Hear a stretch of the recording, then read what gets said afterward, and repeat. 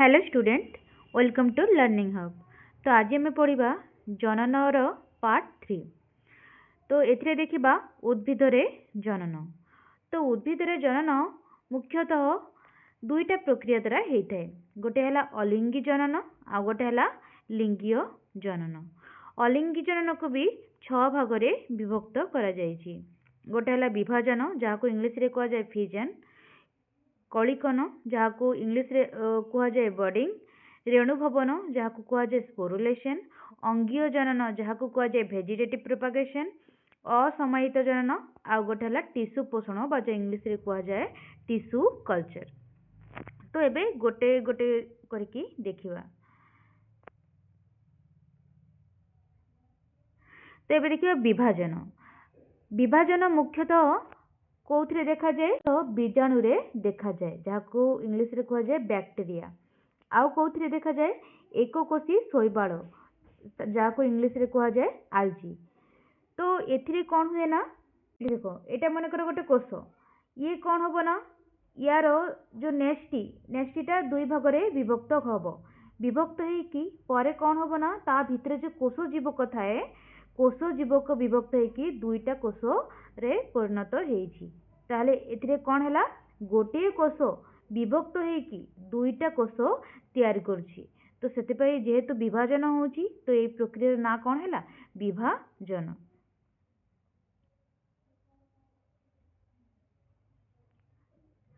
तो जो एबे देखो जो कोषटा विभाजन होउछि एटा या को कौन कह जाए मातृकोष। आउ एथिरो जो दुईटा कोष तैयारी होउछि या को कौन कह जाए अपत्य कोष। तो जेहेतु गोटे कोषरु दुईटा कोष तैयारी होउछि सेतिपई या को कौन कह जाए द्विविभाजन बोली कुहा जाए। तापर देखिबा कोरकोद्गम बा कलिकन। एथिरे कौन होबो ना, मातृकोष रे गोटे आबु परी किछि तैयारी हबो। देखो एटा रे डायग्राम रे देखो, एटा गोटे हाइड्रा रो चित्र हैला। हाइड्रा रे देखो एठी कौन हेछि ना, छोटो गोटे आबु तैयारी हेछि। तापर एटा कौन हबो ना, परिवेश रु खाद्य संग्रह करिकी यार आकार बढ़ुछि, मात्र मातृकोष सहित लागिकी थिबो। तापर जेतेबेले पूरा बड़ हेइ जिवो सेतेबेले कौन हबो ना, ए मातृकोष रु विच्छेद हेइकी से निजे आउ गोटे हाइड्रा रे परिणत हबो हैला। तो एई प्रक्रिया को कौन कहा जाए, कोरकोद्गम बोली कुहा जाए।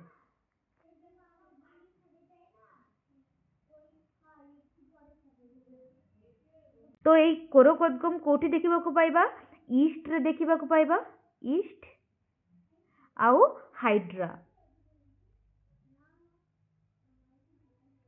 ईस्ट आउ हाइड्रा रे हमें कोरकोद्गम प्रक्रिया द्वारा से माने वंश विस्तार करंती।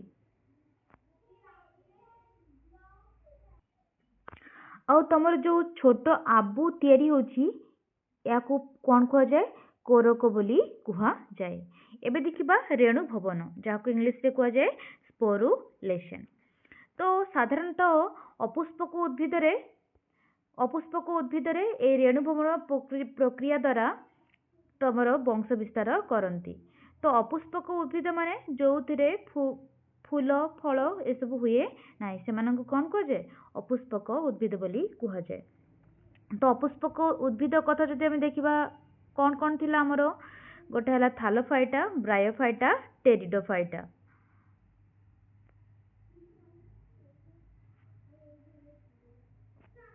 तो एथिरे कौन हबो ना, देखो देखो एटा मन करो आउ एटा कोउथरे देखा जाए, फंजीरा देखा जिवो आउ तमरो केतेक कबकरे देखा जाए। तो एथिरे कौन हबो ना, तांको शरीर रे मन करो एटा या भितरे छोटो छोटो ए देखो एटा मन करो तांकर बॉडी या भितरे छोटो छोटो कौन तैयारी हबो, रेणु तैयारी हबो। तो छोटो छोटो रेणु तैयारी हबो, जेतेबेले अनुकूल परिस्थिति आसीबो सेतेबेले कौन हबो ना, ए तांकर बाहर ए लेयरटा फाटी जिवो आ रेणु गुड़ाक सब बाहर को आसी जिवो आ एई रेणु रु आउ थरे गोटे नुआ गछ तैयारी हेबो। जेहेतु रेणु रु गोटे नुआ गछ तैयारी होउची तो एई प्रक्रिया को कौन कहा जाए, रेणु भवन बोली कुहा जाए। तो तुमर जो रेणु तैयारी हैला ए रेणु भी केते प्रकार, दुई प्रकार। गोटे है चल रेणु आ गोटे है अचल रेणु। आउ ये रेणु गुड़ा कि नहीं बहुत क्षुद्र थिबो और हल्का थिबो। तो चल रेणु द्वारा को माने जनन करिथांती गोटे है यूलोथ्रिक्स आउ है पाइथियम है। पाइथियम गोटे कौन कवक आउ यूलोथ्रिक्स रे केतेटा चल रेणु थाए 4 ରୁ 8टा चल रेणु थाए। सेमिति अचल रेणु द्वारा को माने वंश विस्तार करती पेनिसिलियम सेटा भी गोटे कवक है। तो देख एबे तमे भाव जदि अचल रेणु माने एमाने मूव करि परिबो नाही आ चल रेणु माने एमाने मूव करि परिबे तले अचल रेणु पाई केमिति परिवेश दरकार। ऑब्वियसली जदि से माने मूव करि परिबे नाही तले सुखिला दरकार। सुखिला थिले से माने वायु साहाय्य गोटे जगह आउ गोटे जगह को जाई परिबे। जदि आर्द्र परिवेश थिबो ताहले से माने गोटे जगह आउ गोटे जगह जाई परिबे कि परिबे नाही। ताहले चल रेणु पाई तुमरो कंडीशन कौन दरकार सुखिला थिबा दरकार आउ चल रेणु पाई कौन कंडीशन थिबा दरकार आर्द्र थिबा दरकार। तो पाइथियम परी कवक एटा चल रेणु द्वारा भी वंश विस्तार करि परिबो अचल रेणु द्वारा भी वंश विस्तार करिबो। आउ गोटर ना हैला म्यूकर। म्यूकर भी तमर एई रेणु भवन प्रक्रिया द्वारा वंश विस्तार करिथाए। तो एबे हमें देखिबा अंगीय जनन। तो अंगीय जनन माने देख गोटे अंगरु गोटे नुआ गछ तैयारी हेबो। माने आमे गोटे एग्जांपल देखिबा जदि गछर को अंग अछि पत्र कांड मूल ए सब तरह अंग। तो पत्ररु गछ हेबा किंबा कांडरु गछ हेबा किंबा मूलरु गछ हेबा ए पद्धति को कौन कुआ जाए ना अंगीय जनन बोली कुआ जाए। तो अंगीय जनन द्वारा एबे पत्र द्वारा को माने वंश विस्तार करती अमरपोई रे जदि पत्र लगे देबा कि नहीं सेतिर गोटे नुआ गछ तैयारी हेई जिवो। सेमिति कांड द्वारा को माने वंश विस्तार करती कदली पियाज अदा हलदी ए सब कहा साहाय्य करती कांड। सेमिति मूल साहाय्य को गछ गुड़ाक वंश विस्तार करे शतमूली आउ डालिया। तो ये अंगीय जनर विशेषत्व कौन माने तार एडवांटेज कौन।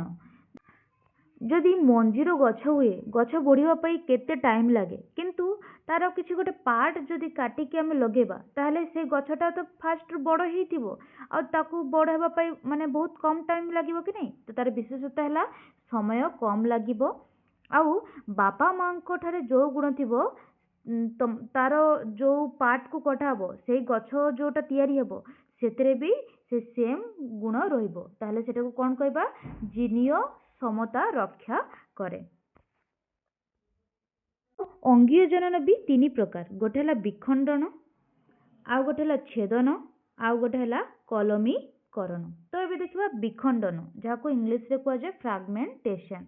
तो एटा कोउथरे देखा जाए स्पाइरोगाइरा गोटे शैवाल एथिरे देखा जाए। स्पाइरोगाइरा गोटे अपुष्पक उद्भिद। तो देखो एथिरे कौन हबो एटा देखो गोटे स्पाइरोगाइरा रो चित्र।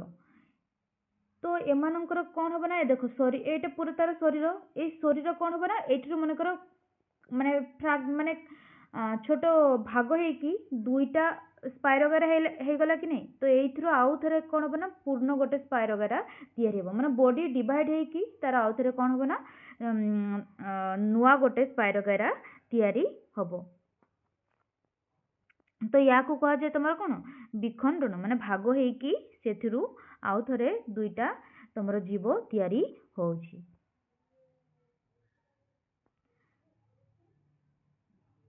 तापर हला छेदन। छेदन माने कटिंग माने हमें किछि काटिकी लगेबा। जमिति आमे मन कर गोटे मंदार फूल गछर डाल काटिकी आमे से डाल को लगे देले आउ थरे गछ पाई जिबा। तो से या को कोन कुआ जाए छेदन बोली कुआ जाए। उदाहरण आमे छेदन को गछरे देखिबा को पाइबा बाक्स गछ मनी प्लांट ए सबुरे आमे देखिबा को पाइबा। एबे देखिबा इंपोर्टेंट कलमीकरण। एथिरे कोन हुए ना कलमीकरण रे मूल गछ को कोन कुआ जाए स्टॉक बोली कुआ जाए आउ जो पार्टटा आनिकी लगा हुए ताको कौन कह जाए सियन बोली कुहा जाए। आउ कलमी माटी कौन थिबा दरकार गोबर कटा नड़ा आउ पटु माटी थिबा दरकार। आउ ई कलमीकरण प्रक्रिया को गछरे करा हुए गोलाप गछ आंब गछ लेंबू आहरी बहु गछरे करा हुए। तो ये कलमी भी दुई प्रकार गोटे हैला गुट्टी कलमी आउ गोटे हैला डाली कलमी। गुट्टी कलमी टिके आगरे जोटा बुझेली गोटे गछरे जदि आउ गोटे गछर पार्ट आनिकी लगेबा सेटा हैला गुट्टी कलमी हो जिवो। आउ डाली कलमी रे कौन हुए ना जो गछ गुड़ाक नरम थाए जार माने डाल गुड़ाक नरम थिबो मन करो एटा गोटे मंदार फूल गछ यार डाल बहुत नरम अच्छी यार डाल को आम कौन कहबा ना बंकेबा बंकेकी कौटी लगेबा माटी सहित लगेबा लगेकी एमती रखिबा किछि दिन एठी पानी देबा धीरे धीरे कौन हम ना एथरू चेर बाहर चेर बाहर एथरू जदि आम काटिदेबा एटा गोटे आउ गोटे मंदार फूल गछ हो जिवो। तो यही डाली कलमीटा केवल मात्र नरम गछरे करी हबो जदि शक्त गछ थिबो देखो डाल जदि आम आनिकी टाणी एमती माटी लगेबा भांगी जीवो कि नहीं किंतु नरम गछ हेले तार डालटा फ्लेक्सिबल थाए जा फल रे सेटा कोन हबो ना भांगिबो नाही। तो एई दुईटा थिला कलमीकरण।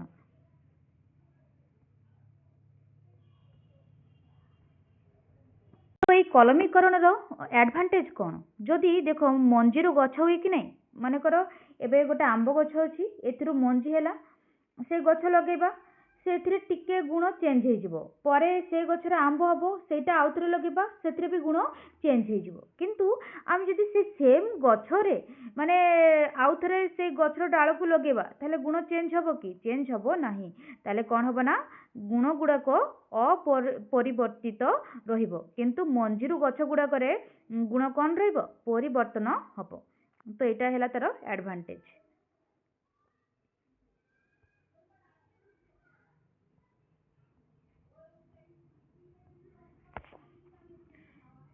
एबे आमे देखिबा असमायित जनन। तो एटा पढ़िबा आगरू गोटे दुईटा कॉन्सेप्ट तुम को कहूची देखो गछरे जो फल हुए कि नहीं है ना फल ता भितर कौन हुए मंजी।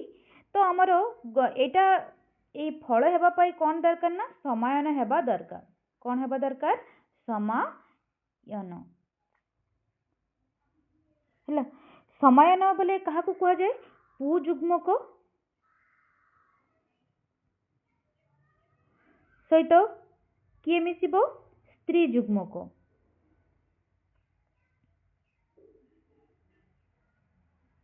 पुजुग्मक सहित स्त्री जुग्मक मिसिकी कौन तैयारी करिबो जुग्मज। तो जो प्रक्रिया रे पुजुग्मक स्त्री जुग्मक मिसिकी कौन तैयारी करे जुग्मज तैयारी करे से प्रक्रिया को कौन कहा जाए ना समायन बोली कहा जाए। आउ समायन हेले ही कौन हबो ना तुमर फल तैयारी हुए आउ फल भितर कौन तैयारी हबो मंजी तैयारी हबो और मंजी भितर कौन थाए भ्रूण थाए से भ्रूणरू परवर्ती टाइम रे कौन हुए ना गछ सृष्टि हुए। किंतु केते केते गछरे कौन हबो ना ए देखो डिंबाणु माने कौन स्त्री जुग्मक हैला डिंबाणु रे पुजुग्मक आसिकी मिसिले कौन तैयारी हबो ना तुमर जुग्मज तैयारी हबो किंतु को केस रे कौन हुए ना डिंबाणु रे समायन न हेकी कौन तैयारी हुए ना भ्रूण तैयारी हुए।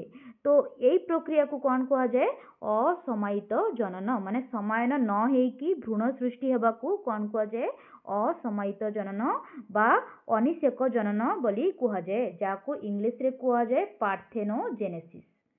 उदाहरण हैला किछि अपुष्पक उद्भिद जेमिति हैला शैवाल आउ फर्न जो थिरे समायन न हेकी फल सृष्टि हुए कौन तैयारी हेबो फल सृष्टि हुए ताकू कौन कहा जाए अजुग्मित फल बोली फलन बोली कहा जाए। से प्रक्रिया को कौन कहा जाए अजुग्मित फलन आउ से फल को कौन कहा जाए असमायित फल बा मंजी शून्य फल। एबे मंजी शून्य फल कहीं कहला कहीं से जो फल गुड़ाक हम कि नहीं देख ये तुम डायग्राम रे भी देखी दूसरी मु जो फल गुड़ाक देख कदली रे मंजी थाए किंतु जदि समायन न हेकी जदि से फलटा सृष्टि हुए से मंजी रहिबो नाही। देख ए मंजी नाही है ना तो एथिरे भी मंजी नाही, एथिरे भी मंजी नाही। तो जदि समान न होइकी जो फ्रुट्स हबो सेथिरे कोन हुए ना मंजी थाएनी, सेतिपई सेई फल को कोन कुहा जाए मंजी विहीन फल बोली कुहा जाए। तो मंजी विहीन फल को गछरे हेई पारे पिजुली, अंगूर, कदली आ भी बहुत गछ अछि एई टाइप गछरे मंजी विहीन फल हेई पारिबो।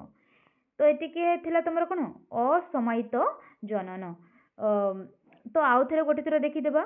फास्ट जदि डिंबाणु समायन डिंबाणु डायरेक्ट भ्रूण हबो माने समायन न हेइकी भ्रूण हबो ताले से प्रक्रिया को कोन कुहा जाए असमायित जनन बा अनिषेक जनन बोली कुहा जाए। एटा कोउथरे देखिबा को पाइबा अपुष्पक उद्भिद रे देखिबा को पाइबा। आ समायन न हेइ जदि फल सृष्टि हुए ताको कोन कोन कहबा अजुग्मित फलन प्रक्रिया को कहबा अजुग्मित फलन आ से फल को कोन कहबा मंजी शून्य फल बा असमायित फल। को गछरे देखा जाए पिजुली, अंगूर आ कदली। एबे में देखिबा टिश्यू पोषण। तो देखो टिश्यू पोषण रे कौन हुए ना गछर किछि टिश्यू नहीं कि सेटा लैब रे ग्रो करे कि अल्प किछि टिश्यू रु आमे कौन करू ना बहुत गछ तैयारी करू। तो एटा केमिति होउछि तमे देखो एठी तमे देखि परथिबो गोटे गछ नियाला गछर किछि पत्र रु किछि टिश्यू निया हला जो तो जो जागार निया होउछि मने कर पत्र रु भी नहीं हबो तार कांड रु भी नहीं हबो। तो पत्र रु जेहेतु टिश्यू निया होउछि सेटा को कोन कुहा जाए एक्सप्लांट बोली कुहा जाए। कोन कुहा जाए एक्सप्लांट। एबे कोन हबो ना आउ तमे देखो जे जो गछटा चूज करिवो एबे देखो ए गछर मन कर ए जगह रे रोग गोटे पत्र अछि एठी माने गोटे सुस्थ पत्र अछि तमे को जगह रो नबो रोगग्रस्त पत्र रो नबो ना सुस्थ पत्र नबो। ऑब्वियसली सुस्थ जोठी थिबो सुस्थ पत्र रो जदि हम टिश्यू नेबा सेठी भी सुस्थ टिश्यू थिबो आ सेथिरे जो गछ तयारी हो सुस्थ गछ हबो तले हम कोन करिबा ना सुस्थ गछ गोटे फास्ट आइडेंटिफाई करिबा। तापर कोन करिबा ना एबे हम विभिन्न प्रकार टिश्यू पढ़थिलु पारेनकाइमा, कोलेनकाइमा, स्क्लेरेनकाइमा। तो को प्रकार टिश्यू नेबा पारेनकाइमा टिश्यू नेबा। ताले फास्ट टिश्यू नै गलु एबे टिश्यू नै कि ताको हम कोन करिबा ना एगारोस जेल रे एमिति लैब रे सेठी रखिबा। सेटा कोन हबो ना धीरे धीरे गोटे मन कर एमिति कोष नैतिलो एटा धीरे धीरे कोष संख्या बढ़िबो। तो कोष संख्या बढ़ी कि कोन तयारी करिवो ना कैलस तयारी करिवो हैला कैलस जोटा कि डिफरेंशिएट हबोनी माने गोटे कोष भितर एका बहुत गुडाक एमिति छोट छोट तमर कोष तयारी हबो कैलस तयारी हबो। परवर्ती टाइम रे ए कैलस गुडाक बढ़ी कि कोन तयारी करबो ना चारा गछ तयारी करिवो आ चारा गछरु परवर्ती टाइम रे कोन हबो पूर्ण गोटे गछरे परिणत हबो। तो फास्ट कोन हुए ना ए कैलस रु माने रूट फॉर्मेशन हबो माने रूट माने तार चेरो तयारी हबो। तापरे कोन हबो तार कांड पत्र ए सब आसीबो तापरे पूरा गछ गोटे तयारी हबो। तो एथिरे फास्ट कोन देखिलो गोटे गछर कोनोसी पार्ट को नेलो टिश्यू नेलो जो पार्ट रु नेलो ताको कोन कुहा जाए एक्सप्लांट बोली कुहा जाए। तापरे एक्सप्लांट को आनी तमे लैब रे ग्रो कलो सेथिरो कोन तयारी हला कैलस तयारी हला। कैलस रु कोन परे तयारी हला छोट चारा तयारी हबो आ छोट चारा रु परवर्ती टाइम रे कोन हबो पूरा गोटे बड़ गछ तयारी हबो।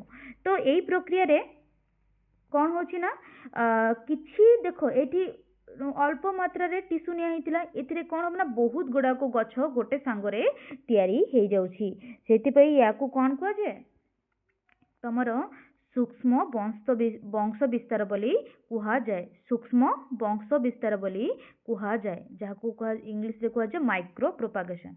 तो ए डायग्राम रे देखि परथिबो गोटे फास्ट जो पत्रटा निया हला सेटा केमिति अछि सुस्थ तरुण अंश अछि आउ जो पार्टटा निया होछि ताको कोन कुहा जाए एक्सप्लांट आउ को प्रकार टिश्यू रहइबो पारेनकाइमा टिश्यू आउ एई माने आमे को जागारु टिश्यू नै परिबा कांडरु भी नै परिबा मूलरु भी नै परिबा कंधरु भी नै परिबा। तापर आमे लैब रे ग्रो करिबा एई टिश्यू धीरे धीरे ग्रो होई कोथरे परिणत हबो कैलस रे परिणत हबो। कैलस रे किछि हार्मोन ए सब देले कोन हबो ना ए आउथरे डिवाइड हेई कि छोट छोट चारा गछ रे परिणत हबो। छोट छोट चारा गछ रे परिणत हबा परे संपूर्ण गछ रे परिणत हबो। तो एबे यार एडवांटेज कोन ମନେକର ଗୋଟେ ଗଛରେ ରୋଗଯୁକ୍ତ ଗଛ, ଏବେ ତାର ସୁସ୍ଥ ପାର୍ଟରୁ ଆମେ ଆଉ ଗୋଟେ ଗଛ ତିଆରି କଲୁ କି ନାହିଁ, ତାହେଲେ ଆମେ କ'ଣ ପାଇଲୁ? ସୁସ୍ଥ ଗଛ ପାଇଲୁ କି ନାହିଁ? ତ ସେଇଟା ଲେଖା ହେଇଛି ରୋଗ ମୁକ୍ତ ଉଦ୍ଭିଦ ସୃଷ୍ଟି କରିହେବ। ଆଉ ଏବେ ମନେକର ଗୋଟେ ଆମ୍ବ ଗଛ ଅଛି, ଆମ୍ବ ଗଛରୁ ଆଉ ଗୋଟେ ଆମ୍ବ ଗଛ ହେବା ପାଇଁ କ'ଣ ଦରକାର? ମଞ୍ଜି ଦରକାର। ମଞ୍ଜିରୁ ଯଦି ଆମ୍ବ ଗଛ ହେବ ମିନିମମ୍ 6 ରୁ 7 ବର୍ଷ ଲାଗିଯିବ। କିନ୍ତୁ ଦେଖ ଆମେ କ'ଣ କରିବା ନା, ସେ ଆମ୍ବ ଗଛର ପତ୍ରରୁ ନେଇକି ଡାଇରେକ୍ଟ ଯଦି ଲ୍ୟାବ୍ରେ ଗ୍ରୋ କରେଇବା, ତାହେଲେ ସେଥିରୁ କମ୍ ଟାଇମ୍ରେ ବହୁତ ଗୁଡ଼ାକ ଗଛ ପାଇଯାଉଛୁ। ତାହେଲେ କ'ଣ ହେଉଛି? କମ୍ ସମୟରେ ବହୁ ସଂଖ୍ୟକ ଉଦ୍ଭିଦ ତିଆରି କରିହେବ। ଏଇ ଦୁଇଟା ଥିଲା ତାର ଆଡ଼ଭାଣ୍ଟେଜ୍। ଗୋଟେ ହେଲା କମ୍ ସମୟ ଲାଗିବ, ଆଉ ଗୋଟେ ହେଲା ରୋଗମୁକ୍ତ ଗଛ ତିଆରି କରିବା। ଆଉ ଗୋଟେ ଥର ରିଭିଜନ୍ କରିଦେବା।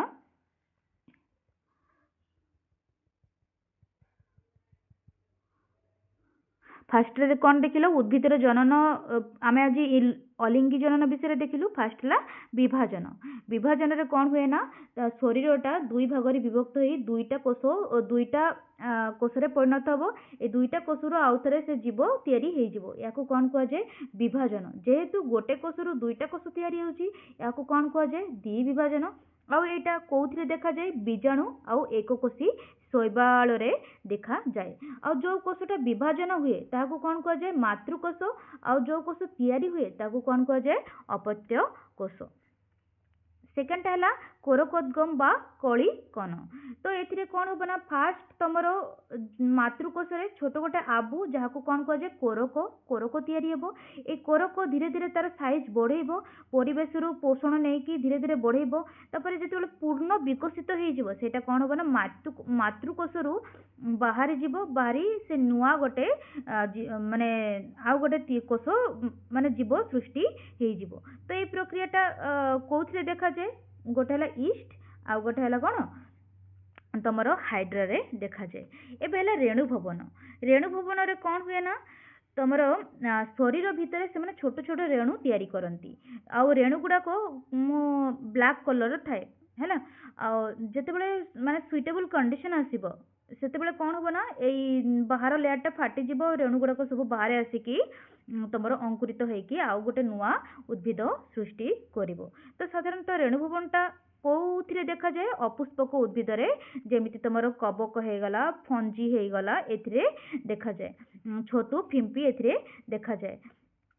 ତ ରେଣୁ ବି ଦୁଇ ପ୍ରକାର। ଗୋଟେ ହେଲା ଚଳ ରେଣୁ, ଆଉ ଗୋଟେ ହେଲା ଅଚଳ ରେଣୁ।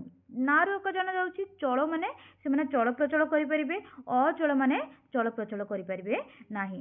ଆଉ ତାହେଲେ ଚଳ ରେଣୁଟା କୋଉଥିରେ ଦେଖାଯାଏ? ୟୁଲୋଥ୍ରିକ୍ସରେ। ତ ୟୁଲୋଥ୍ରିକ୍ସରେ କେତେଟା ଚଳ ରେଣୁ ଥାଏ? 4 ରୁ 8ଟା ଚଳ ରେଣୁ ଥାଏ। ସେମିତି ଅଚଳ ରେଣୁ କୋଉଥିରେ ଦେଖାଯାଏ? ପେନିସିଲିୟମ୍, ଗୋଟେ କବକ, ଏଥିରେ ଦେଖାଯାଏ। ଆଉ ପାଇଥିୟମ୍, ଇଏ ଚଳ ରେଣୁ ଦ୍ୱାରା ବି ବଂଶ ବିସ୍ତାର କରିପାରିବ, ଅଚଳ ରେଣୁ ଦ୍ୱାରା ବି ବଂଶ ବିସ୍ତାର କରିପାରିବ। ତ ଚଳ ରେଣୁ ପାଇଁ କଣ୍ଡିସନ୍ କ'ଣ ଦରକାର? ଆର୍ଦ୍ର ହେବା ଦରକାର। ଅଚଳ ପାଇଁ କ'ଣ ଦରକାର? ଶୁଖିଲା ହେବା ଦରକାର। ଆଉ ରେଣୁ ଗୁଡ଼ାକ କେମିତି ଥିବ? କ୍ଷୁଦ୍ର ରହିବ, ଆଉ ମାନେ ହାଲକା ରହିବ। ତାପରେ ଦେଖିବା ଅଙ୍ଗୀୟ ଜନନ। ଅଙ୍ଗୀୟ ଜନନ ମାନେ ଗଛର ବିଭିନ୍ନ ଅଙ୍ଗ ଦ୍ୱାରା ଆଉ ଗୋଟେ ଗଛ ତିଆରି ହେବା ପ୍ରକ୍ରିୟାକୁ କ'ଣ କୁହାଯାଏ? ଅଙ୍ଗୀୟ ଜନନ ବୋଲି କୁହାଯାଏ। ତାହେଲେ କୋଉ କୋଉ ଅଙ୍ଗରୁ ଆମେ ନୂତନ ଗଛ ତିଆରି କରିପାରିବା? ପତ୍ର, କାଣ୍ଡ, ମୂଳ। ତ ପତ୍ର ଦ୍ୱାରା କୋଉମାନେ ଅଙ୍ଗୀୟ ଜନନ କରନ୍ତି? ଅମରପୋଇ। କାଣ୍ଡ ଦ୍ୱାରା କଦଳୀ, ପିଆଜ, ଅଦା, ହଳଦୀ। ଆଉ ମୂଳ ଦ୍ୱାରା ଶତମୂଳି ଆଉ ଡାଲିଆ। ୟାର ବିଶେଷତ୍ୱ କ'ଣ? ୟା ପାଇଁ ବହୁତ କମ୍ ଟାଇମ୍ ଲାଗିବ। ଆଉ ବାପା ମାଙ୍କର ଗୁଣ ତମର ଅପତ୍ୟ ଗଛ ଗୁଡ଼ାକରେ ବି ସେମ୍ ରହିବ। ତାପରେ ହେଲା ବିଖଣ୍ଡନ। ବିଖଣ୍ଡନରେ କ'ଣ ହେବ ନା, ତାର ଶରୀରଟା ଦୁଇ ଭାଗରେ ବିଭକ୍ତ ହେଇକି ଏଥିରୁ ଦୁଇଟା ଜୀବ ତିଆରି ହେବ। ଏକ୍ଜାମ୍ପଲ୍ ହେଲା ସ୍ପାଇରୋଗାଇରା। ଆଉ ସ୍ପାଇରୋଗାଇରା ଗୋଟେ କ'ଣ? ଶୈବାଳ, ଗୋଟେ ଅପୁଷ୍ପକ ଉଦ୍ଭିଦ। ତାପରେ ହେଲା ଛେଦନ। ଛେଦନ ମାନେ କଟିଂ, କାଟିକି ଲଗେଇଦେବା। ତ ଏଇଟା କୋଉଥିରେ ଦେଖିବାକୁ ପାଇବା? ବାକ୍ସ ଗଛ ଆଉ ମନି ପ୍ଲାଣ୍ଟ। ତାପରେ କଲମୀ ଦେଖିଲ। କଲମୀ ହେଲା ବି ଦୁଇ ପ୍ରକାର। ଗୋଟେ ହେଲା ଡାଲି କଲମୀ, ଆଉ ଗୋଟେ ହେଲା ଗୁଟି କଲମୀ। ଯେଉଁ ଗଛରେ ତମର କଲମୀକରଣ କରାହୁଏ ସେ ଗଛକୁ କ'ଣ କୁହାଯାଏ? ଷ୍ଟକ୍ କୁହାଯାଏ। ଆଉ ଯେଉଁ ଗଛକୁ ଆଣିକି ଲଗା ହୁଏ ତାହାକୁ କ'ଣ କୁହାଯାଏ? ସିଅନ୍ ବୋଲି କୁହାଯାଏ। ତାପରେ କ'ଣ ଦେଖିଲ ନା, ଯେଉଁ କଲମୀ ମାଟିରେ କ'ଣ କ'ଣ ଥାଏ? ଗୋବର, କଟା ନଡ଼ା, ପଟୁ ମାଟି ଥାଏ।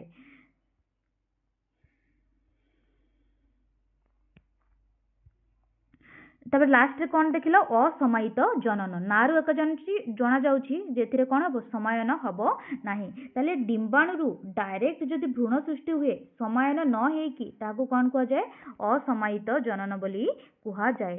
ଆଉ ଫଳ ହେବା ପାଇଁ ମୁଖ୍ୟତଃ ଜନନ ଦରକାର ଯଦି ଫଳ ପାଇଁ ସମାୟନ ହେବା ଦରକାର କିନ୍ତୁ ସମାୟନ ନ ହିଁ ଯଦି ଡିମ୍ବାଣୁରୁ ଯଦି ଡାଇରେକ୍ଟ ଫଳ ହେଇଯାଏ ତାହେଲେ ତାହାକୁ କ'ଣ କୁହାଯାଏ ସେ ପ୍ରକ୍ରିୟାକୁ ଅଯୁଗ୍ମିତ ଫଳନ ବୋଲି କୁହାଯାଏ। ଆଉ ଯେଉଁ ଫଳ ଆମେ ପାଉ ସେଇ ଫଳକୁ କ'ଣ କୁହାଯାଏ ମଞ୍ଜି ଶୂନ୍ୟ ଫଳ ଆଉ ବା ଅସମାୟିତ ଫଳ ବୋଲି କୁହାଯାଏ। ଯେହେତୁ ସେଥିରେ ମଞ୍ଜି ନଥାଏ ସେଥିପାଇଁ ତାକୁ କ'ଣ କୁହାଯାଏ ମଞ୍ଜି ଶୂନ୍ୟ ଫଳ ବୋଲି କୁହାଯାଏ। ସେଇଟା କୋଉଥିରେ ଦେଖାଯାଏ ପିଜୁଳି ଅଙ୍ଗୁର କଦଳୀ। ଏବେ ଟିସୁ ପୋଷଣରେ କ'ଣ ହେବ ନା କୌଣସି ଗୋଟେ ସୁସ୍ଥ ତରୁଣ ଅଂଶରୁ ଆମେ କ'ଣ ନେଉ ତାର କିଛି ଟିସୁ ନେଉ ଯାହାକୁ କ'ଣ କୁହାଯାଏ ଏକ୍ସପ୍ଲାଣ୍ଟ ବୋଲି କୁହାଯାଏ। ଆଉ ସେଥିରେ କୋଉ ଟାଇପ୍ର ଟିସୁ ରହିବ ପାରେନକାଇମା ରହିବ। ତ କୋଉ ଜାଗରୁ ଆମେ ନେଇପାରିବା କାଣ୍ଡରୁ ନେଇପାରିବା ମୂଳରୁ ନେଇପାରିବା କନ୍ଦରୁ ନେଇପାରିବା। ଏବେ এই ଟିସୁକୁ ନେଲେ ସେଥିରେ ଧୀରେ ଧୀରେ କୋଷ ବଢ଼ିକି କ'ଣ ତିଆରି ହେବ କାଲସ୍ ପରବର୍ତ୍ତୀ ଟାଇମ୍ରେ ଆହୁରି ବିଭାଜନ ହେଇ କିଛି ହରମୋନ୍ ଦେଇକି ସେଇଟା କୋଉଥିରେ ପରିଣତ ହେବ ଚାରା ଗଛ। ଆଉ ଚାରା ଗଛକୁ ଆମେ ଆଣିକି ମାଟିରେ ଲଗେଇଦେଲେ ସମ୍ପୂର୍ଣ୍ଣ ଗଛ ପାଇଯିବା। ତ ଯେହେତୁ ଏଇଠି ଅଳ୍ପ କିଛି କୋଷରୁ ବହୁତ ଗୁଡ଼ାକ ଗଛ ତିଆରି ହେଇଯାଉଛି ୟାକୁ କ'ଣ କୁହାଯାଏ ସୂକ୍ଷ୍ମ ବଂଶ ବିସ୍ତାର ବୋଲି କୁହାଯାଏ। ଏହାର ଆଡଭାଣ୍ଟେଜ୍ ହେଲା ଗୋଟେ ଆମେ ରୋଗମୁକ୍ତ ଗଛ ପାଇପାରିବା ଆଉ ୟା ପାଇଁ ବହୁତ ହି କମ୍ ସମୟ ଲାଗେ। Thank you.